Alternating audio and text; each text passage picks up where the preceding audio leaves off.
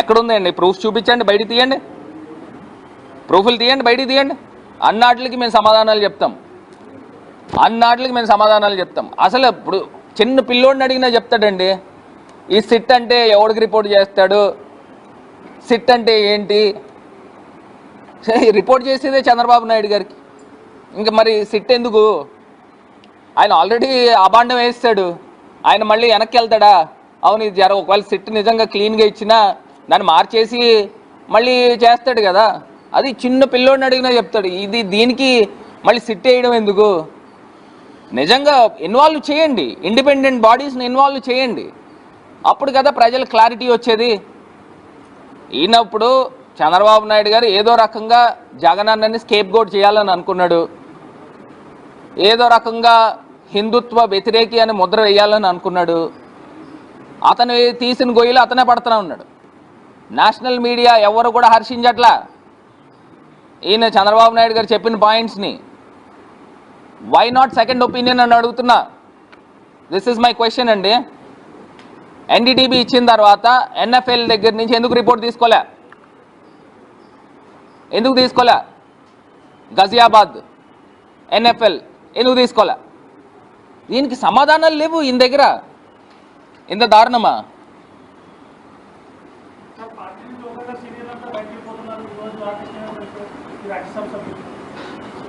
ఏంటి అసలు రాజ్యసభ అంటే ఒక చరిత్ర క్రియేట్ చేసింది జగన్ గారు. రాజ్యసభలో బీసీలకి, బడుగు బలహీన వర్గాలకి అక్కడ తీసుకుని వచ్చి రాజ్యసభలో దేశంలో అత్యున్నతమైన పోస్టులను ఇప్పించింది జగనన్న గారు.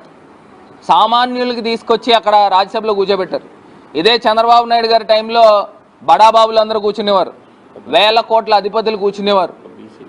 మరి ఈయన జగన్ గారేమో ఇప్పుడు బడుగు బలహీన వర్గాలను పైకి తీసుకురావాలనే కార్యక్రమం. మరి అది వాళ్ళకు ఉండాలి, ఆ జ్ఞానం నిజంగా వాళ్ళకు ఉండాలండి. ఇప్పుడు ఆర్ కృష్ణయ్య గారు ఆయన ఎప్పుడు ఊహించి ఉన్నాడు, ఆయన తీసుకొచ్చి బీసీల హక్కులపైన మాట్లాడుతున్నాడు. ఆర్ కృష్ణయ్య లాంటోడు ఖచ్చితంగా పార్లమెంట్లో ఉంటే పార్లమెంట్లో బీసీల హక్కుల గురించి, కమిషన్ గురించి ఆయన గొంతు లేవనెత్తుతాడని చెప్పేసి ఆయన తీసుకొచ్చి ఇచ్చారు.